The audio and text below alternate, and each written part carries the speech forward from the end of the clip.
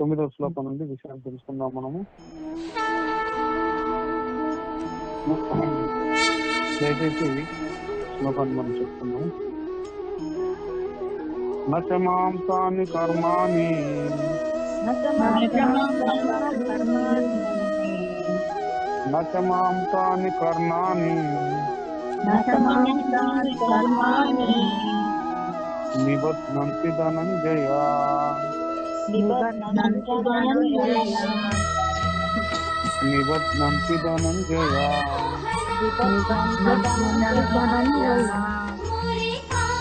ఉదాసీన వదనహీనం ఉదాసీన వదనహీనం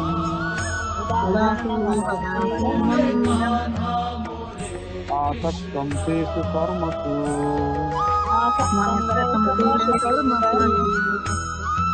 ఆసక్తం తేషు కర్మసు. ఓ ధనంజయ, ఈ కర్మలన్నీ నన్ను బంధించలేవు. నేను తటస్థునిలాగా కూర్చుండి ఈ భౌతిక కర్మలన్నింటి నుండి సదా ఆసక్తుడనై సదా అనాసక్తుడనై ఉంటాను.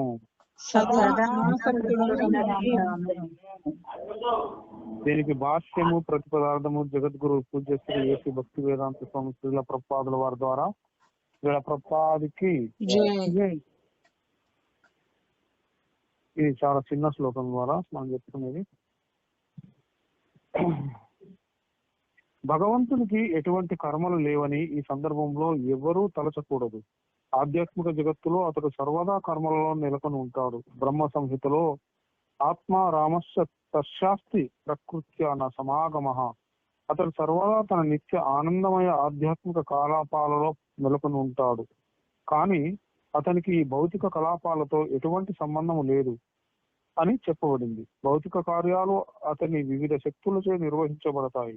సృష్టించబడిన జగత్తుకు చెందిన భౌతిక కలాపాలలో అతడు సర్వదా తటస్థునిగానే ఉంటాడు. ఈ తటస్థ స్వభావమే ఇక్కడ ఉదాసీనవత్ పదము ద్వారా పేర్కొనబడింది.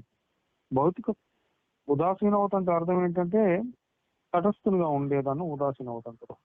భౌతిక కార్యాల ప్రతి చిన్న విషయం మీద పూర్తిగా నియంత్రణ ఉన్నప్పటికీ అతడు తటస్థునిలాగా కూర్చుంటాడు. ధర్మాసనంలో కూర్చున్న హైకోర్టు న్యాయాధిపతి ఉపమానాన్ని మనం ఇవ్వవచ్చు. అతని ఆజ్ఞ మేరకు ఎన్నో విషయాలు జరిగిపోతుంటాయి. ఒకడు ఉరి తీయబడతాడు, మరొకడు జైల్లో ఉంచబడతాడు, ఇంకొకరికి పెద్ద మొత్తంలో ధనము ఇవ్వబడుతుంది.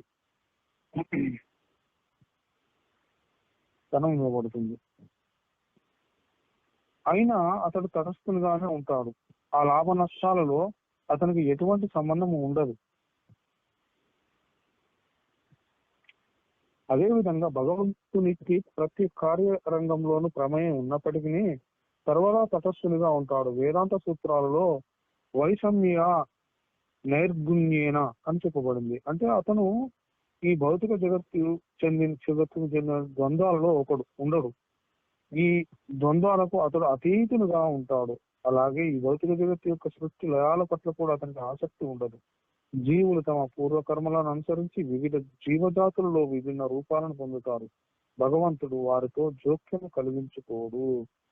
మనకు ఈ 2-3 శ్లోకాలు నేర్చుకున్నప్పటి నుండి మనకు ఒక విషయం ఊరికే ఎంత అర్థం చేసుకున్నా సందేహం అవుతుంది. భగవంతుడు మన హృదయంలోనే ఉంటాడు కదా, మరి మనతో సంబంధం లేదంటున్నారు ఏంటి అని ఊరికే ఇదే సందేహం వస్తూ ఉంటుంది మనకు. అంటే ఎట్లా ఉంటుందంటే ఇదంతా క్రియేషన్ చేసే భగవంతుడు ఒక్కొక్క దానికి ఒక్కొక్కరిని అధిపతిగా పెడతా ఉంటాడు. ఆ యొక్క కార్యకలాపాలని ఆయన ప్రతినిధులు చూసుకుంటూ ఉంటారు. ప్రతి దాంట్లో ఆయన ఏలు పెట్టాల్సిన అవసరం లేదు. మనకు ఫర్ ఎగ్జాంపుల్ ఒక కాలేజీ ఉన్నదనుకో, దాన్ని తీసుకుంటే ఒక్కొక్క సబ్జెక్ట్స్ ఉంటాయి, రకరకాల సబ్జెక్ట్స్. ఏ సబ్జెక్టు ఎక్స్పర్ట్ ప్రొఫెసర్ దానికే ఉంటారు.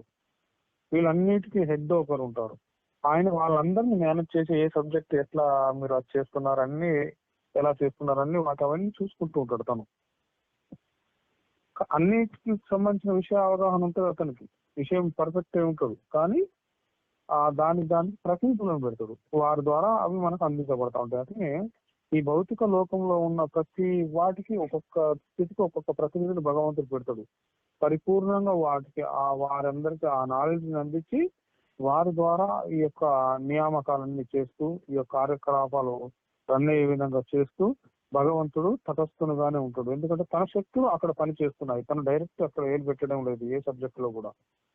అర్థమైందా? ఆయన బిజీగా ఉంటాడు, ఆయన కర్మలు చేయడానికి ఆయన కర్మలు చేస్తాడు, ఆయన అన్ని ఆధ్యాత్మిక కార్యకలాపాలలో చాలా బిజీగా ఉంటాడు ఆయన. ఎందుకు? నిత్యం సేవలు చేస్తూ ఉంటారు డైరెక్ట్ అక్కడ భూలోకంలో. అనంతమైన లక్ష్మీదేవుల ద్వారా సేవలు పొందుతూ ఉంటాడు భగవంతుడు. ఆ కార్యకలాపాలలో ఆయన చాలా బిజీగా ఉంటాడు భగవంతుడు. ఎందుకంటే అవన్నీ దైవిక దివ్యమైన కార్యకలాపాలు కాబట్టి భగవంతుడు వాటిల్లో బిజీగా ఉంటాడు. అట్లని వాటి ద్వారా ఆయనకు ఎలాంటి కర్మబంధాలు అంటూ అవసరం ఆయన భగవంతుడికి. అయితే మనకి ఇక్కడ ఈ శ్లోకం ద్వారా ఆ కర్మలు అంటే గత 2-3 శ్లోకాల నుండి ఇవే విషయాలు, భగవంతుడికి సంబంధం లేదు, ఎలాంటి కనెక్ట్ అయి ఉండడు వీటికి ఈ భౌతిక వాటికి అనే విషయాన్ని మనం చెప్పుకుంటున్నాం. అయితే ఇక్కడ ఈ శ్లోకంలో తాని కర్మాన్ని అంటే ఆ కర్మలు అనేది ఏ కర్మలను సూచించబడుతున్నాయి ఇక్కడ? ఆ కర్మలు అంటే ఏ కర్మలు? భగవంతుడు ఏ కర్మల కోసం చెప్తున్నాడు? వాటి అంటే భగవంతుడు ఆసక్తి రహితుడై ఉదాసీనులాగా ఎందుకు ఉంటాడని తెలియజేయబడుతుందంటే ఇక్కడ మనం తెలుసుకోవాల్సింది ఈ జగత్తు యొక్క సృష్టి స్థితి లయాలు ఏవైతే ఉన్నాయో వీటి నిమిత్తము మనకు గత శ్లోకాలలో మనం తెలుసుకున్నట్టుగా భగవంతుని ద్వారా నెరవేరు కర్మలన్నింటికీ ఆ కర్మలు అనే పదాన్ని సూచించబడుతుంది. భగవంతుని ద్వారా చేయబడే కర్మలన్నింటికి ఆ కర్మలను సూచించబడుతుంది ఈ శ్లోకంలో. అంటే భగవానుడు ఆ కర్మలు ఎందు కానీ వాటి ఫలితాలు ఏవైతే ఉంటాయో వాటి ఎందు కానీ ఎలాంటి ఆసక్తుడై ఉంటాడు భగవంతుడు. కేవలం ఏంటి?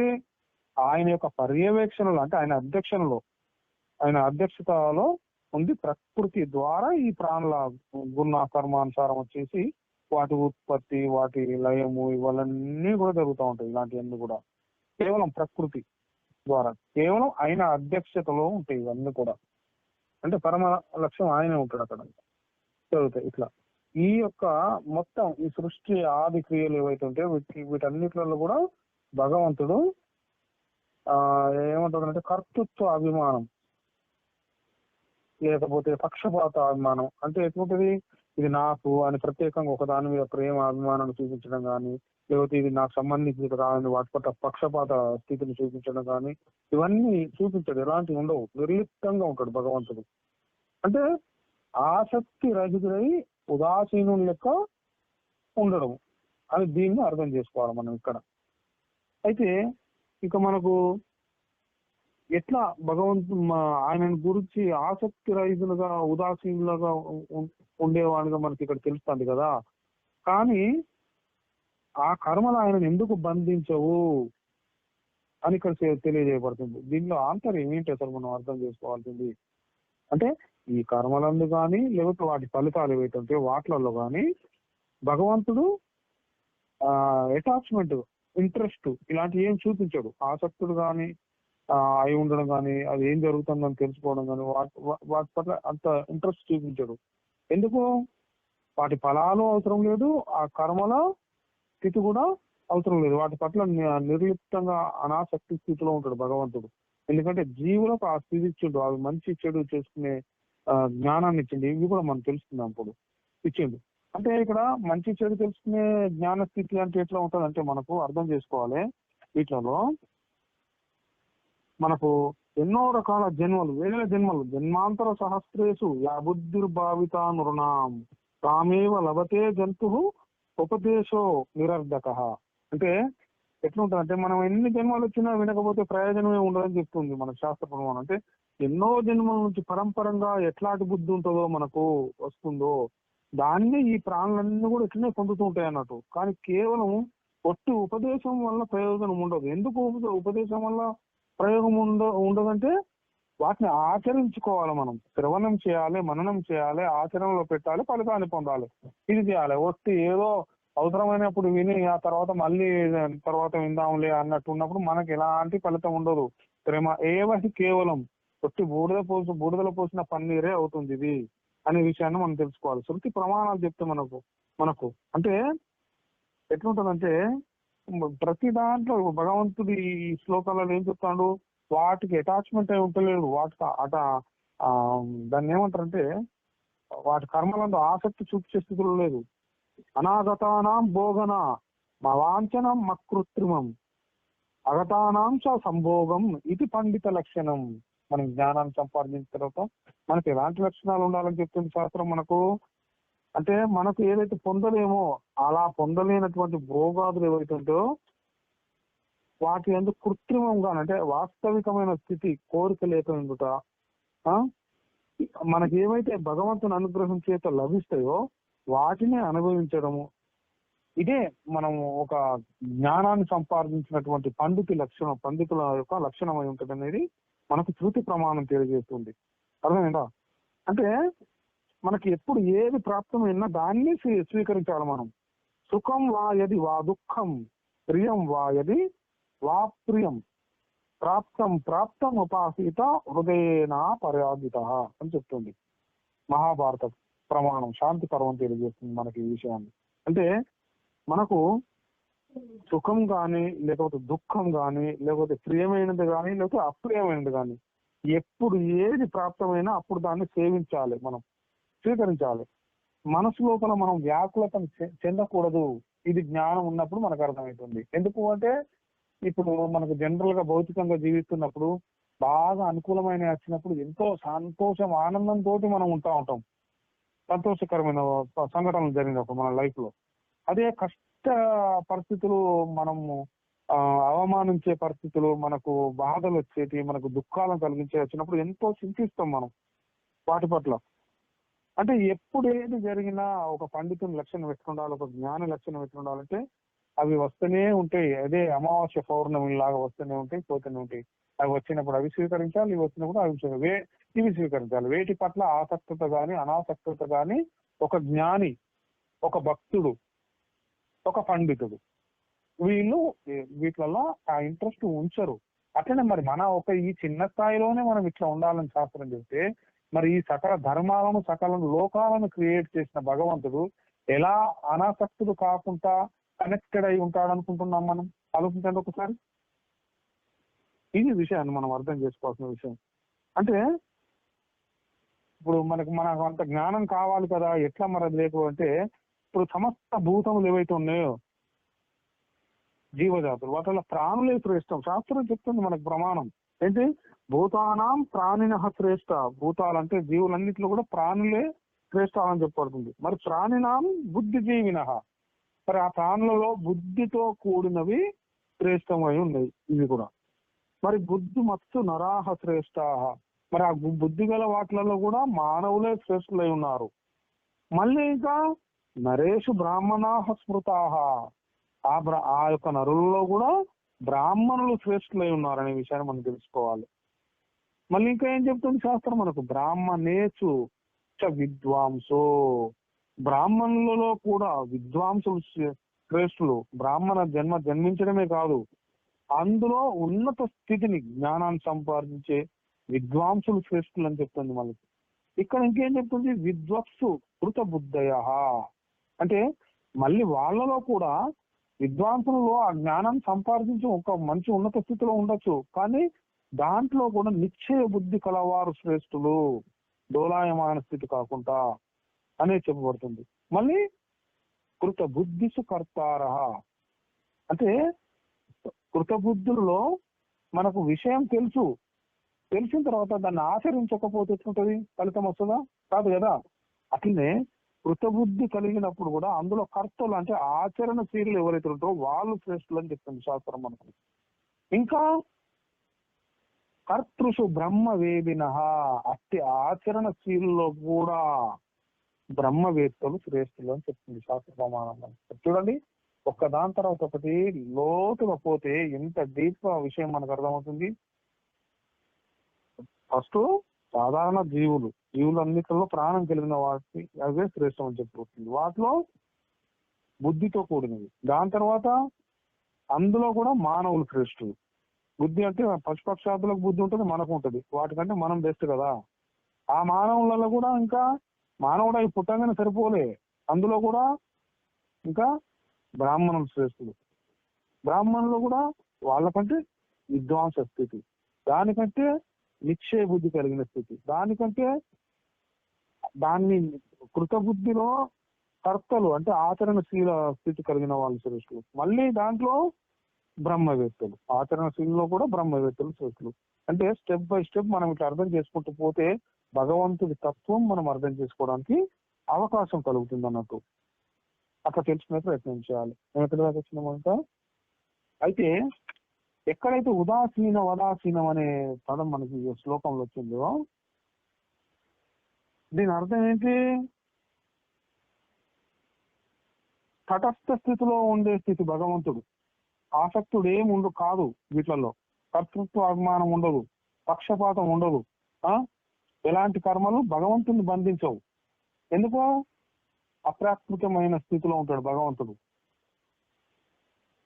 అంటే జనరల్ గా ఈ జనన మరణ చక్ర హర్ష శోక సుఖ దుఃఖాదులు ఏవైతే ఉంటే ఇవన్నీ కూడా మనల్ని కర్మఫల బంధాల నుండి, ఆ రూపంలో ఉన్నటువంటి బంధాల నుండి విముక్తి లభించడానికి సుగమైన మార్గం ఇదే. ఎట్లా అని అంటే వీటన్నిటిలలో మనం అనాసక్త స్థితి కలిగి ఉండాలి అనేది మనకు అర్థమవుతుంది. భగవంతుడు ఎట్లయితే ఈ లోకాలను క్రియేట్ చేసి జీవులను క్రియేట్ చేసి వాటి కర్మలకు ఎట్లయితే అటాచ్డ్ అయి ఉండడో, ఆసక్తి కలిగి ఉండడో, అట్లనే మనం కూడా చేసే ప్రతి కర్మలో కూడా ఎలాంటి ఫలితాన్ని ఆశించకుండా సంతోషకరమైన ఫలితం వస్తే సంతోషించడము, బాధాకరమైన ఫలితం వస్తే బాధపడము.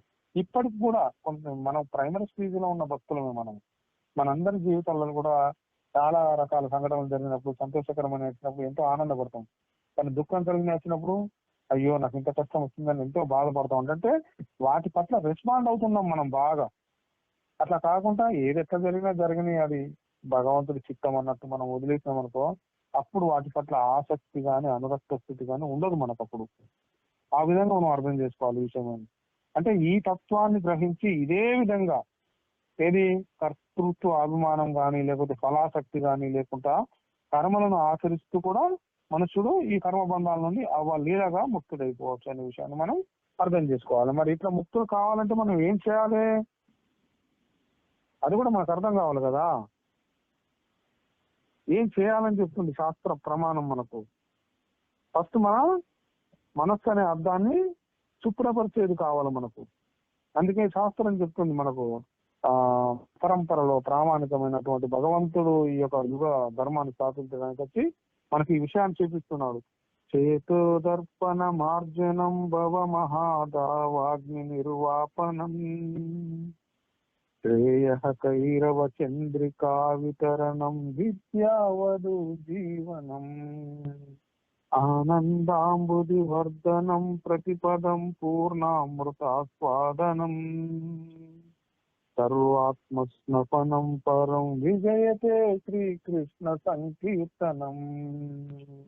అంటే ఈ మనస్సు అనే అర్థాన్ని శుభ్రపరిచేది ఏదైతే ఉన్నదో, సంసారం అనే మహాదావాగ్ని చల్లార్చునేది ఏదైతే ఉన్నదో, అభ్యుదయపరమైన వీటి అన్ని స్థితులన్నిటి కూడా వెన్నెల వంటిది ఏదైతే ఉన్నదో, విద్య అనే వధువుకు ఏదైతే జీవనమై ఉన్నదో, ఆనందం అనే సముద్రాన్ని ఉప్పొంగజేయనది ఏదైతే ఉన్నదో, పదానికి అమృతం ఆరగించినట్లు ఏదైతే మనకు అనిపిస్తుందో, ఈ మన్ని రకరకాల సర్వ ఆత్మలన్నిటికి కూడా తపో శాంతిని కలిగించేది ఏదైతే ఉన్నదో ఈ శ్రీకృష్ణ సంకీర్తము ఉత్కృష్టమైనది అని చెప్పబడుతున్నది చైతన్య మహాప్రభు ద్వారా. ఇది మన అందరినీ ఉన్నత స్థితికి తీసుకెళ్లాలని చైతన్య మహాప్రభు కృప అయి ఉన్నది. అంటే ఇక్కడ భగవంతుడి కోసం మనం తెలుసుకోవాలంటే ఆరాధ్యో భగవాన్ ప్రదేశ తనయ ధామ బృందావనం అంటే వ్రజేంద్ర నందడునైన శ్రీకృష్ణ భగవానుడే మనకు అందరికి కూడా ఆరాధ్యుడు అనే విషయాన్ని తెలుసుకోవాలి. మనం శాస్త్ర ప్రమాణం చెప్తుంది, భక్తుల సామృత సింధు ప్రమాణం తెలియజేస్తుంది మనకు. అంటే తద్ధామ బృందావనం అంటే అతని శ్రీరామమైన బృందావనమే జీవులందరికీ కూడా యాత్రాస్థలమై ఉన్నది. రమ్యాకాశి దుపాసన వ్రజవధూ వర్గేణ యా కల్పిత. అంటే ఈ గోపికలు కృష్ణునే భావంతో, శ్రీకృష్ణుని భావం ఏ భావంతో అయితే ఉపాసించిందో అలాంటి భావనతోటి ఆ ఉపాసన మార్గమే పరమ రమ్యమైనట్టిది అనేది మనకు అర్థమవుతుంది. శ్రీమద్ భాగవతం ప్రమాణం మమలం ప్రేమ పుమర్దో మహాన్ శ్రీ చైతన్య మహాప్రభోర్ మతమిదం తత్రాదరో నహపరః. ఈ యొక్క శ్రీమద్ భాగవతమే మనకు పరమ ప్రమాణమైనది అయి ఉన్నది. పరమ పురుషార్థము శ్రీకృష్ణ ప్రేమ ఒక్కటే అయి ఉన్నది. ఇదే మనకు శ్రీ చైతన్య మహాప్రభువుల మార్గ నిర్దేశితమై ఉన్నది. జీవులందరికీ కూడా ఈ సిద్ధాంతం ఏదైతే ఉందో ఇది ఆదరణీయమై అయి ఉన్నది అన్నట్టు. ఈ విధంగా మన భగవంతుని మార్గాలను నడిచి చాలా ఈజీగా అతి సులువుగా మనం ఉద్ధరించబడచ్చు అనే విషయాన్ని మనకు చెప్తుంది శాస్త్రం. కఠోపనిషత్తు ఇంకేం చెప్తుంది? ఉత్తిష్టత జాగ్రత్త ప్రాప్య వరాన్ నిబోధత దురస్యదారాన్ని చితా దురస్య దుర్గం పదస్థత్ కవియో వదంతి అని చెప్తుంది. అంటే అజ్ఞానంలో మునిగున్న ఈ మానవులందరికీ కూడా, మానవులారా లేండి మేల్కొనండి, ఉత్తమ గురువుని పొంది తెలియవలసిన దాన్ని తెలుసుకోండి తొందరగా.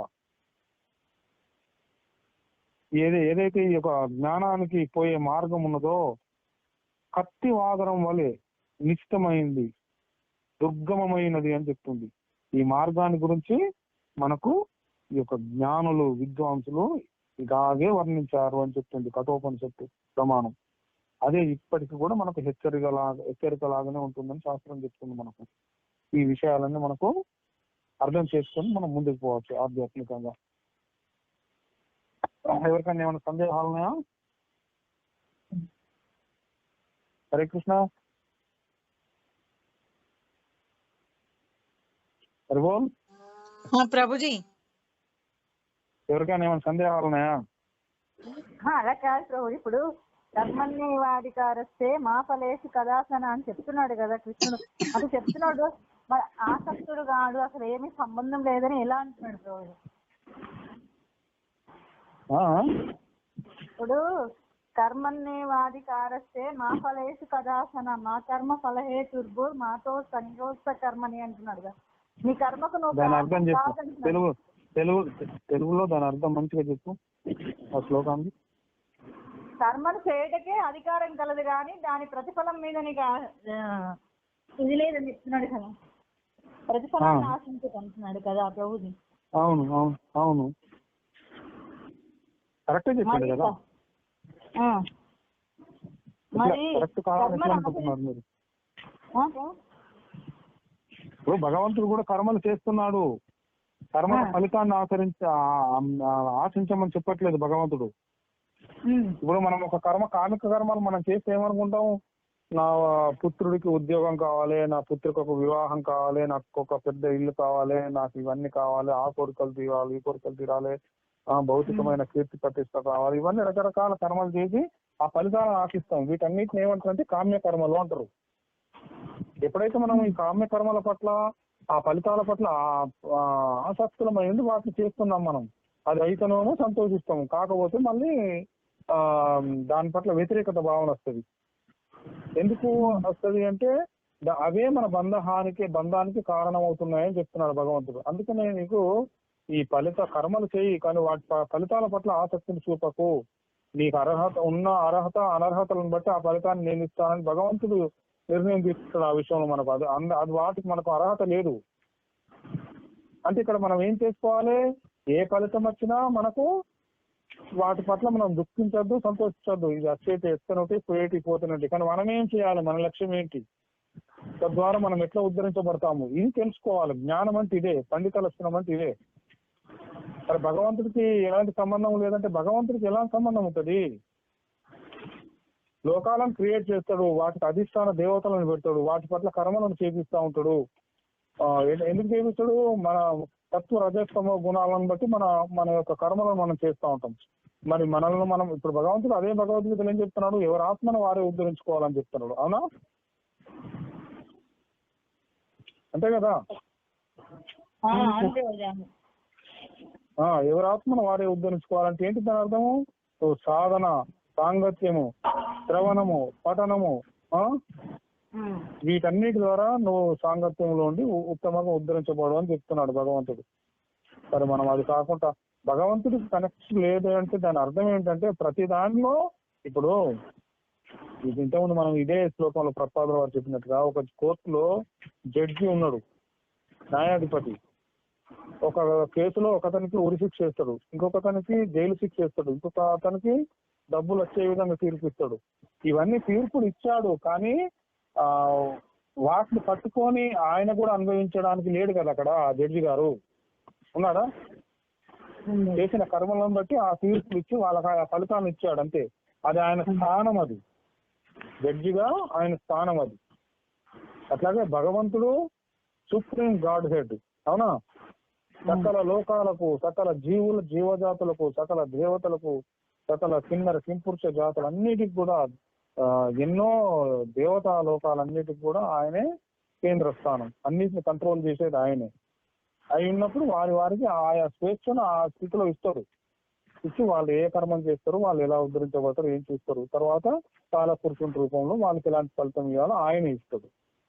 ఇప్పుడు మనకు కోరికల మేరకే ఈ సృష్టి సృజించబడుతుంటదా ప్రభుజీ?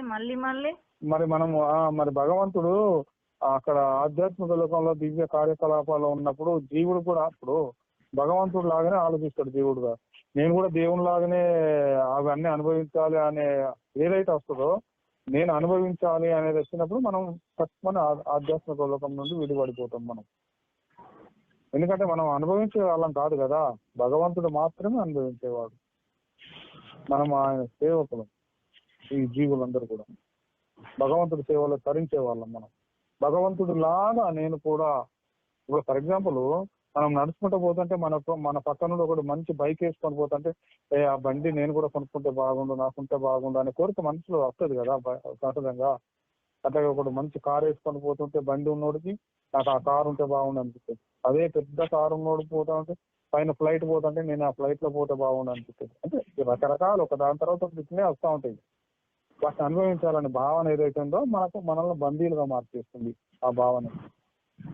అది మనం అర్థం చేసుకోవాలి. భగవంతుడికి అట్లాంటివి ఏమి ఉండవు, అందుకే ఆయన దేనిలో బందీ కాదు. ఎందుకంటే క్రియేషన్ చేసింది ఆయనే, వాటి స్థితులు ఏంటో తెలిసింది ఆయనే, వాటిలో ఎట్లా ఉండాలో తెలిసింది ఆయనే, వాటిలలో జీవులు ఎట్లా నడుచుకుంటూ ఏం చేయాలో తెలిసింది అన్ని తెలిసినవాడు ఆయన. అవునా? ఇంకెవరికైనా సందేహాలున్నాయా?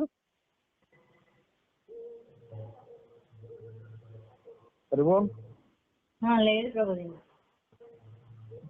కొన్ని ప్రశ్నలు ఉన్నాయి, వాటిని నోట్ చేసుకోండి.